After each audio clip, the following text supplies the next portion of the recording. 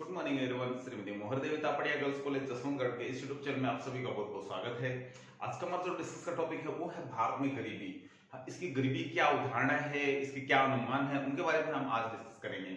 तो इससे पूर्व हम थोड़ा सा और बात कर लेते हैं कि गरीबी क्या है। तो हम जानते हैं कि भारत में बहुत बड़ी मात्रा में है जो लोग गरीब है, और गरीबी रेखा से नीचे भी बहुत सारे लोग हैं जो जीवन यापन कर रहे हैं। वर्तमान एक आंकड़े के अनुसार करीब करीब 26% जो आबादी है भारत की, वो गरीबी रेखा से नीचे जीवन यापन करती है। यानी उनको जो संतुलित भोजन की बात करें, कैलोरीज की बात करी जाती है हमारे देश में कि करीब 2200 2250 कैलोरीज है, उससे कहीं नीचे आंकड़ा है जो उपलब्ध हो पाता है भोजन में प्रतिदिन। तो कहने का मतलब यही है कि यदि 2250 कैलोरी से ऊपर मिलता है तो ये मानते हैं कि ठीक है, गरीब नहीं है, लेकिन उससे कहीं कम मिलता है तो ये मानते हैं कि गरीब की श्रेणी में वो व्यक्ति जो आते हैं।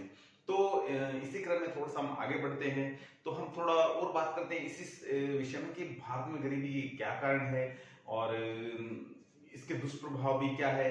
तो थोड़ा सा डिस्कस करेंगे, संपूर्ण डिस्कस हम नेक्स्ट वीडियो में करेंगे। तो हम जानते हैं कि भारत में गरीबी है जो पॉपुलेशन के कारण है, बहुत बड़ी मात्रा में पॉपुलेशन यहाँ रहती है, और जो गरीब परिवार है जैसे ही परिवार उसका बड़ा होता है तो वो उसी कंडीशन में घूमता रहता है, न कि उस परिस्थिति से निकलने का प्रयास कर पाता है।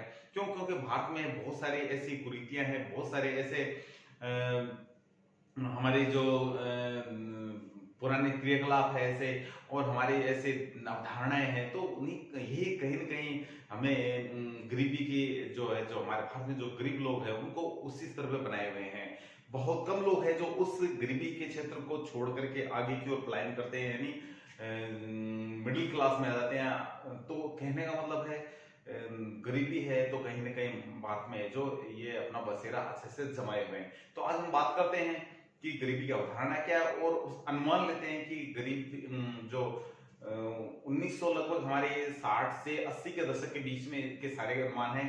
अलग अलग समय पे समितियां बनी और इन्होंने सर्वेक्षण किया भारत में कि गरीबी के क्या कारण है, और उनके सर्वेक्षण के अनुसार जो आंकड़े हमारे पास प्रस्तुत है उन्हीं को हम थोड़ा सा डिस्कस के लिए हम रखेंगे। तो सबसे पहले आप देखें अवधारणा। तो लॉर्ड वाइड, ठीक है, लॉर्ड वाइड ने 2300 कैलोरीज का एक आंकड़ा रखा है कि यदि किसी व्यक्ति को प्रतिदिन 2300 कैलोरीज से यदि कम भोजन में यदि चीजें मिलती है, यानी भोजन का एक लेवल है, भोजन को हम यूज लेते हैं तो हमें कुछ कैलोरीज के रूप में हमें प्राप्त होता है, ठीक है। तो एक आंकड़ा होता है, और ये आंकड़ा यदि हमें हमारे सुबह से शाम तक यानी जो भोजन होता है प्रतिदिन का, उसमें दोनों को मिला करके दोनों टाइम के भोजन को मिला लें, और 2300 यदि कैलोरीज हमें नहीं मिल पा रही है तो इसका मतलब है कि हम गरीबी रेखा में आ जाते हैं, गरीबी रेखा से नीचे चले जाते हैं। तो इनका ये आंकड़ा बताता है कि 2300 कैलोरी तो मिलना चाहिए प्रतिदिन है, दोनों टाइम के भोजन को मिला करके। उससे यदि नीचे है तो बेरोजगारी, सॉरी, ये गरीबी है। उससे ऊपर है तो ये माना जाता है कि ठीक कंडीशन है। भारतीय योजना आयोग भी कुछ इस तरीके के विचार रखता है, आंकड़े रखता है। इसके अनुसार आप देख सकते हैं कि ग्रामीण क्षेत्रों में इन्होंने तय किया है कि 2400 कैलोरी कम से कम मिलनी चाहिए, और शहरी क्षेत्रों में 2100 कैलोरी है जो व्यक्ति को मिलनी चाहिए। यदि इतना नहीं मिल पाता है प्रतिदिन, तो इसका मतलब कि वो गरीब है। इससे ऊपर वाली कंडीशन अच्छी मानी जाती है। इसी के आधार पे पूर्व जो आरबीआई गवर्नर है उनका एक कथन है, वो है कि शहरी क्षेत्र में 47 रुपए यदि कोई व्यक्ति खर्च कर रहा है, सॉरी, ये शहरी क्षेत्रों में 47 रुपए प्रति व्यक्ति यदि कोई प्रतिदिन खर्च कर रहा है, और ग्रामीण क्षेत्रों में 32 रुपए यदि कोई व्यक्ति खर्च कर रहा है रोजाना, तो वहां वो उसको गरीब नहीं मान सकते। यदि इससे कम खर्च करता है तो उसको गरीब की श्रेणी में मान लिया जाता है। तो इस तरीके से ये एक आंकड़ा उनके अनुसार है जो ये तय किया गया है, ये भी गरीबी का पैमाना माना गया है। और यदि बात करें गरीबी के अनुमान, तो ये हमने बात करें कि 2250 कैलोरीज है जो किसी व्यक्ति को यदि नहीं मिलती है भारत में, तो ये मानते हैं कि वो गरीब की श्रेणी में आता है। 2250 कैलोरीज से कहीं ऊपर मिले तो ये मानते हैं कि ठीक कंडीशन है, अदरवाइज ये गरीबों की श्रेणी में उनको माना जाता है। तो इसी संदर्भ में हमने कुछ आंकड़े लिए हैं जिसे आप देख करके समझ पाओगे कि गरीबी की कंडीशन क्या रही है भारत में। तो सबसे पहले श्री पीडी ओझा, ठीक है, पीडी ओझा के अनुसार है 1960 से 61 में इन्होंने क्या सर्वे किया, और इस सर्वे में इन्होंने पाया कि ग्रामीण क्षेत्र है उसमें 18.4 करोड़, और शहरी क्षेत्र है इसमें 6 करोड़, 0.6 करोड़, ठीक है, 0.6 करोड़ लोग हैं जो कि गरीब है, ठीक है, दोनों को मिला लेते हैं तो ये होते हैं 19 करोड़। तो ये 19 करोड़ लोग हैं जो कि क्या है, गरीब थे। और टोटल जो उस समय जो जनसंख्या थी हमारी, उसका ये लगभग है जो 44% था। तो कहने का मतलब उस समय इनके अनुसार है तो हमारे देश में 44% लोग है वो क्या थे, गरीब थे। और दूसरा यदि बात करें हम नंबर 2 पे, डॉक्टर कोस्टा ने 1963-64 में एक सर्वे किया जिसमें इन्होंने पाया कि 6.4 करोड़ अतिदीन, 10.4 करोड़ दीन, 16.2 करोड़ गरीब और कुल इनकी संख्या है 32.8 करोड़। तो इन्होंने एक और ज्यादा आंकड़े नजदीकी जो गरीबी से जो मतलब गरीबी रेखा से नीचे वालों को भी शामिल किया है। तो इसमें देखो क्या कंडीशन है कि गरीब से नीचे वाले को माना इन्होंने दीनहीन, इसको दीन बोलते हैं, दीन।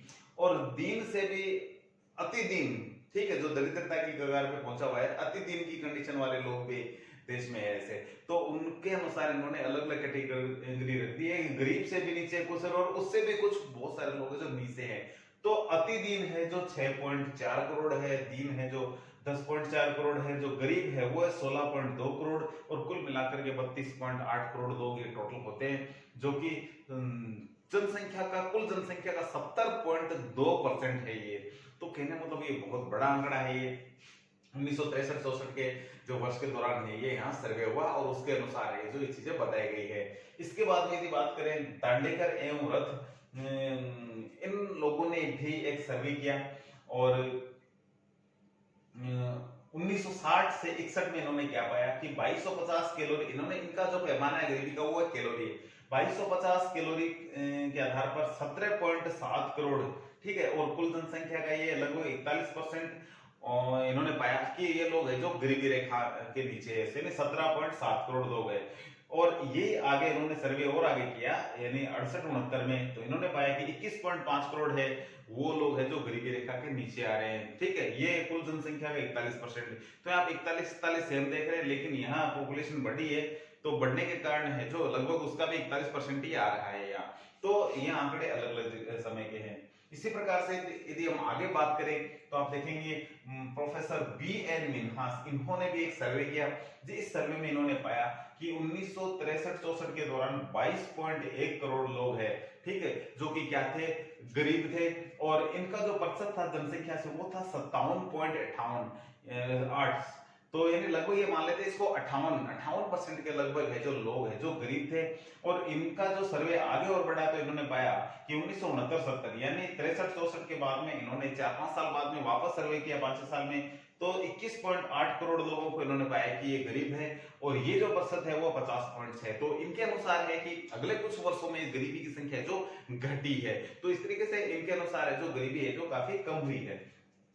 इसके बाद में डॉक्टर पी वर्धन, तो डॉक्टर पी वर्धन ने भी 1960-61 में एक सर्वे किया जिसमें इन्होंने पाया कि 13.3 करोड़ लोग हैं जो कुल जनसंख्या का 38%। और 1967-68 में भी इन्होंने सर्वे किया जिसमें पाया कि 22 करोड़ लोग हैं जो कुल जनसंख्या का 53% है, जो ये लोग क्या गरीबी की श्रेणी में आ रहे थे।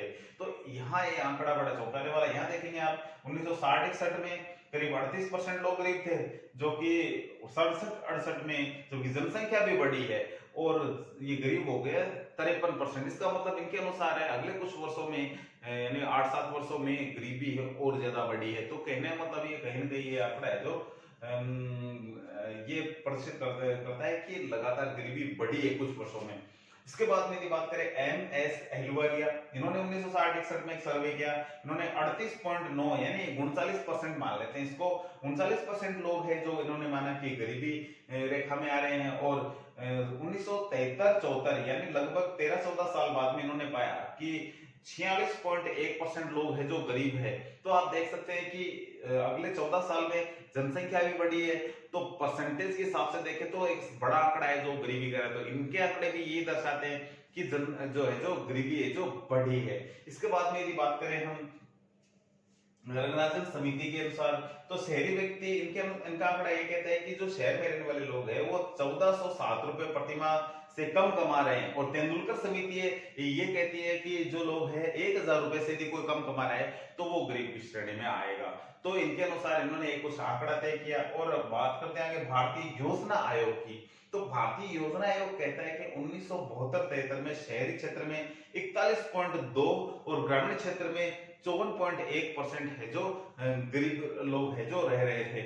और इनका जो टोटल इनका आंकड़ा है करोड़ों में है, ये 29.15 करोड़ लोग थे ये। इसके बाद में यदि बात करें नेक्स्ट कुछ वर्षों बाद में, कुछ वर्ष नहीं, ये बहुत ज्यादा वर्ष है, ये लगभग ये 40-45-50 साल के बाद की बात करते हैं, तो ये लगभग 50 वर्ष बाद में हम देखते हैं आंकड़ा कि शहरी क्षेत्र में बहुत कम हो गया, यानी 25% तक ये गरीबी रेखा तक ये नीचे डाउन चला गया है, यानी ये लगभग हो गया है 3 गुना कम हो गया है, यहाँ आप देख रहे हैं आप।